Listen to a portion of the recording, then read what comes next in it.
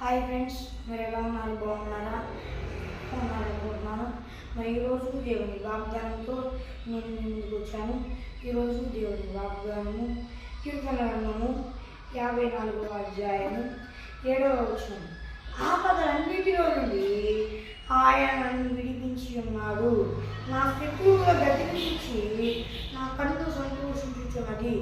మరి ఫ్రెండ్స్, ఈరోజు దేవుని వాగ్దానం. మరి ఈరోజు దేవుని వాగ్దానం ద్వారా దేవుడు ఏం చదివిస్తున్నాడు అంటే, మరి ఆపదలన్నిటిలో నుండి నేను నిన్ను విడిపిస్తాను. నీ శత్రువుల గతి ఎంతో ఇబ్బందికరమైనదిగా నేను తీసుకువెళ్తాను. అందును బట్టి నీవు సంతోషిస్తావు. అయితే నీవు సంతోషించి తప్పు చేసిన వాడకు కాకూడదు. సంతోషించు, అయితే నా యొక్క బయటకు కలిగి వారి గురించి కూడా ప్రార్థన చెయ్యి అని మరి ఈరోజు దేవుని వాగ్దానం ద్వారా దేవుడు సెలవిస్తున్నాడు. ఫ్రెండ్స్, మరి ఏం సెలవిచ్చాడో అందరూ విన్నారు కదా దేవుని మాటలు. మరి ఆపదలన్నింటిలో నుండి ఆయన మిమ్మల్ని విడిపిస్తాడంట. ఆనాడు మరి దావీదు గారిని దేవుడు ఎన్నో ఆపదల నుండి విడిపించాడు. అప్పుడు మరి దావీదు గారి కీర్తన రాయడం జరిగింది. మరి కీర్తనలో దావీదు గారు ఏమని చెప్పాడంటే, ఆపదలన్నింటిలో నుండి ఆయన నన్ను విడిపించి ఉన్నాడు. నా శత్రువుల గతిని చూచి నా కన్ను సంతోషిస్తుంది అని ఆయన కీర్తన పాడాడు అన్నమాట. మరి ఈ కీర్తన దేవుడు ఏమి మాట్లాడాలి అనుకుంటున్నాడంటే, ఆపదలన్నింటి నుండి దావీదును నేను ఎలా విడిపించానో మిమ్మల్ని కూడా విడిపిస్తాను. మీకు ఎలాంటి ఆపదలు వస్తున్నాయి, మీకు ఎలాంటి కష్టాలు వస్తున్నాయి అనేది నాకు తెలుసు. నేను మీకు సమీపంగానే ఉన్నాను. నేను అనుమతిస్తేనే ఆ కష్టాలు మీ జీవితంలోకి వస్తున్నాయి.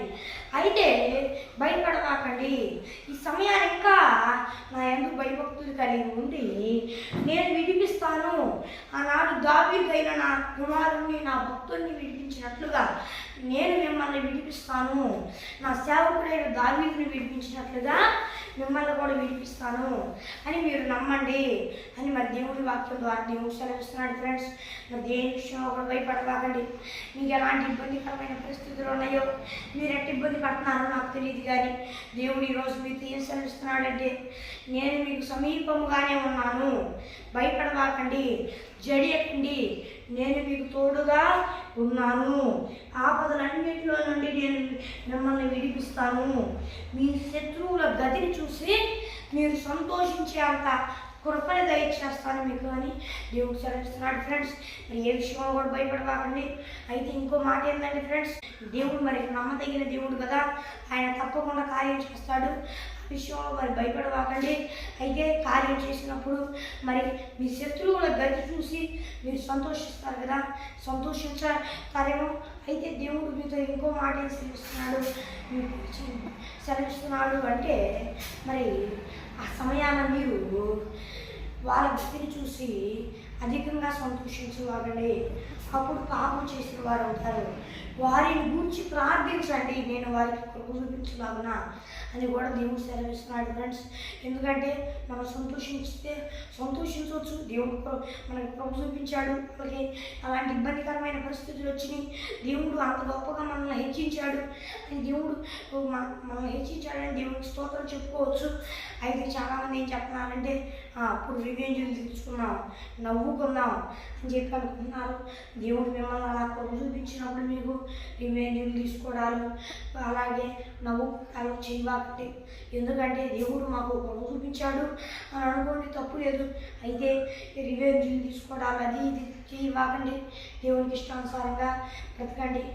దేవుడి చిత్తం అయితే మీరు ప్రార్థించండి. దేవుడి కృప అయితే మీకు అవకాశం ఉన్నాయట్లా వారి గురించి కూడా ప్రార్థించండి. అదే దేవుడు మనతో చెప్పింది, శత్రువుల గురించి కూడా ప్రార్థించండి అని. దేవుడు మరి ఆ సమయాన్ని శిలు వేశారు. మరి యోధులు అందరూ, మరి ఆ సైనికులు అందరూ. అప్పుడు దేవుడు ఏం చేశాడు, ఆయనంతా ఇబ్బంది పెట్టిన వాళ్ళని ఆయన క్షమించాడు. ఎందుకంటే అది చేయాలని ఆయన నిర్ణయించుకున్నాడు. అలా వాళ్ళు ఆయన శిలు వేస్తేనే మన పాపముల నుండి విముక్తి జరుగుతుంది. కాబట్టి ఆయన క్షమించాడు వారిని, అంతేగాని శిక్షించలేదు. ఆయన క్షమించినప్పుడు ఒక చెంప మీద కొట్టి 2 చెంప చూపించమన్నప్పుడు మీరు కూడా దేవుడు కొరకు చూపించినాక ఆపదలన్నిటి నుండి విముక్తి చేసి మిమ్మల్ని దేవుడు గొప్ప చేసినాక మరి రివెంజ్ చూసుకోవాకండి. దేవుని చిత్తం అయితే మీ వంతుగా సాయం చేయగలిగితే సాయం చేయండి. చేయలేమంటారా? చేయవాకండి. మినిమం ప్రార్థన అయినా చేయండి. దేవా వారిని క్షమించి మీకు చూపించాలి. మరి దేని విషయంలో కూడా భయపడవాకండి. ఎందుకంటే ముందే జాగ్రత్తగా చెబుతున్నాను. ఎందుకంటే మీరు రివెంజీలు తీసుకున్నారనుకోండి, అది పాపం అయిపోయింది. ఇంకా వాళ్ళు మిమ్మల్ని అపహాస్యం చేసిన దానికంటే ఇదే ఎక్కువ పాపం అయింది. కాబట్టి అలా చేయవాలని కూడా నేను చెబుతున్నాను. జాగ్రత్తగా ఇష్టానుసారంగా బ్రతకండి. అప్పుడు దేవుడు ఈ అన్ని విషయాల్లో చూపిస్తాడు.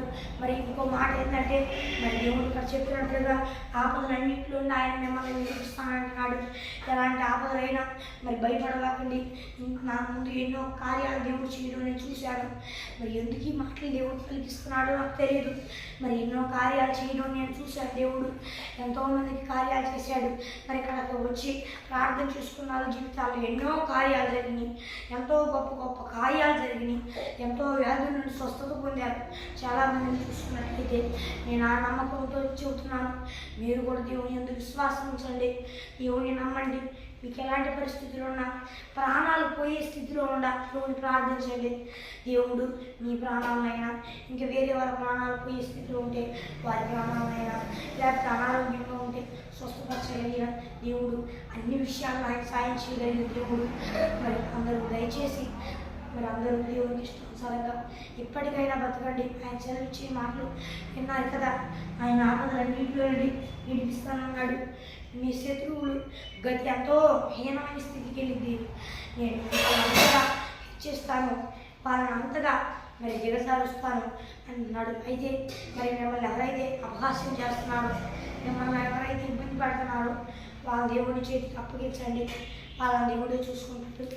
అయితే మీరు మనస్ఫూర్తిగా వారిని క్షమించండి. మీరు ఎందుకంటే వాళ్ళలో ఉండే శాతాను వాళ్ళు కాదన్నమాట చేసేది. వాళ్ళు క్షమించి ప్రభువాని చిత్తమైతే వారిని మార్చని కూడా ప్రార్థించండి. అప్పుడు దేవుడు చూపిస్తాడు. అంతకంటే ప్రాముఖ్యంగా దేవుడే సెలవిస్తున్నాడంటే మరి అందుకంటే ముఖ్యంగా మరి దేవుడు ఈ వాగ్దానం ద్వారా ఏం సెలవిస్తున్నాడంటే, మీకు ఈ కష్టం ఉంది కదా, నేనే అనుమతించాను. నాకు తెలుసు ఈ సమయాన నేను మీ విశ్వాసాన్ని ఇంకా బలపరుద్దాం అనుకుంటున్నాను. నేను మిమ్మల్ని పరీక్ష పెడుతున్నాను. ఈ పరీక్షలో విజయం పొందండి. నన్ను ఆశ్రయించండి. దేవా, విజయం పొందులాగా నీ పరీక్షలో పాస్ అవులాగా నీ కొడుకు చూపించండి. నన్ను వేడుకుంటే నేను కొడుకు చూపిస్తాను. మీరు విజయం పొందేలాగా నేను చేస్తాను. ఆ తర్వాత మీకు వచ్చిన కష్టాలు తీర్చి నేను 100 ఆశీర్వాదాన్ని దయచేస్తాను. నష్టం జరిగిందా? తీర్చుకోలేని నష్టమా? దాన్నైనా తీర్చగలిగిన సమర్థుడు. ఎవరినైనా కోల్పోయారా? పరలోక రాజ్యంలో వారిని కలుసుకోగలరు లేరు. ఎందుకంటే వారు నన్ను నమ్ముకున్నారు కాబట్టి. అన్ని విషయాల్లో నేను చూపించగలను. భయపడవాకండి. దేవుడు శ్రమిస్తున్నాడు. మీకు వచ్చే కష్టానికి దూరమైన ఫలాన్ని నేను దయచేయగలనని కూడా దేవుడు శ్రమిస్తున్నాడు. భయపడవాకండి. నేను మీకు ఆనందాన్ని దయచేస్తాను. అన్ని విషయాల్లో చూపిస్తానని మరి ఈరోజు దేవుని వాగ్దానం ద్వారా దేవుడు సెలవిస్తున్నాడు. ఫ్రెండ్స్, మరి భయపడకండి. ఫ్రెండ్స్, మరి చిన్న ప్రార్థన చేస్తున్నాం. పరలోకమందున్న దేవా, ఈ వాగ్దానం ద్వారా నీ బిడ్డలతో మాట్లాడావు. నీకు 1,000 కోట్ల స్తుతులు. ఎండలు బాగా ఉన్నవి దేవా. ఈ సమయాన ప్రయాణాలు చేసేవారు, అలాగే దేవా నాయన యేసయ్య మరి కొన్నిసార్లు మరి పని చేస్తూ ఉంటారు. మరి దేవాది నాయన యేసయ్య వారందరికీ నీ కృప చూపించయ్యా. మరి ఎండలు బాగా వేస్తున్నాయి, వారికి నువ్వే సమాధానాన్ని దయచేయ్యా. నాయన ఈ ప్రాంతాన్ని, దేశాన్ని చల్లపరచు దేవా. అయ్యా మరి నీ సహాయం చేయమని వేడుకుంటున్నాం దేవా. అందరికీ అయ్యా వాడి దెబ్బ కొట్టి చాలామంది ఇబ్బంది పడతారు. వాడి దెబ్బ ఎవరికి కొట్టకుండా ప్రాణహాని జరగకుండా చూడు దేవా. అయ్యా మరి గొప్ప దేవా, సర్వశక్తి కలిగిన దేవా, మరి ఎన్నో ఆత్మను నశించువాదని వాటిని రక్షించు దేవా. అయ్యా మరి దేవా, గొప్ప దేవా, మరి వాగ్దానం చేస్తున్న వాళ్ళు ఎవరైనా నిన్ను నమ్ముకోకపోతే నేను నమ్ముకునేలా సహాయం చేయ్యా దేవా. ఈ వాగ్దానం చూస్తున్న వారు, ఈ భూలోకంలో ఉన్నవారు అందరూ నిన్ను నమ్ముకోవాలయ్యా. ఒక్క ఆత్మ కూడా నా కాడిని ఉండడానికి పిల్లకూడదయ్యా. అందరూ నిన్ను నమ్ముకొని బాప్తీసం తీసుకొని దేవా నాయన మారు మనసు పశ్చాత్తాపం పొందుకొని రక్షణ పొందుకోవాలి దేవా. అయ్యా యేసయ్య రక్షణ పొందుకొని కూడా ఎవరైనా దారి తప్పితే వారు మరలా రక్షణ పొందుకోవాలయ్యా. యేసు నామములో అడుగుచున్నాము దేవా. నువ్వే ఈ వాగ్దానం చూస్తున్న వారి చేతులన్నింటిని ఆశీర్వదించాయా. ఈ వాగ్దానం చూస్తున్న వారందరూ దేవాలయ నిజదేవుని బిడ్డలుగా మార్చబడిలా సాయం చేయమని వేడుకుంటూ యేసు నామములో అడుగుచున్నాను నా పరలోకమందున్న తండ్రి. ఆమేన్. మరి ఫ్రెండ్స్, ఈరోజు దేవుని వాగ్దానం మరి అందరూ ప్రార్థించండి. పరిచర్య కొరకు ఎండలు బాగా ఉన్నాయి, మరి అయినా కూడా వాగ్దానాలు తీయడం జరుగుతుంది. అందరూ ప్రార్థించండి. వాగ్దానాలకు అందరాడి వచ్చేలాగా కూడా దేవుడు కృప చూపించేలాగా ప్రార్థించండి. దేవుడు అన్ని విషయాలు ఈ పరిచర్యకు సహాయం చేయలేక ఈ పరిచర్యకు ఆటంకిస్తున్న సాతాన్ని యేసు నామములో లయపరచుగాక. దేవుడే లయపరచుగాక. మరి దేవుడే లయపరిచి ఈ వాగ్దానాలు తొందరగా వచ్చేలాగా ఈ పరిచర్య అద్భుతంగా జరుగులాగా మరి దేవుడే కృప చూపించేలాగా ప్రార్థించండి. దాని వరకు అర నిమిషం 30 సెకండ్లు ప్రార్థిద్దాం.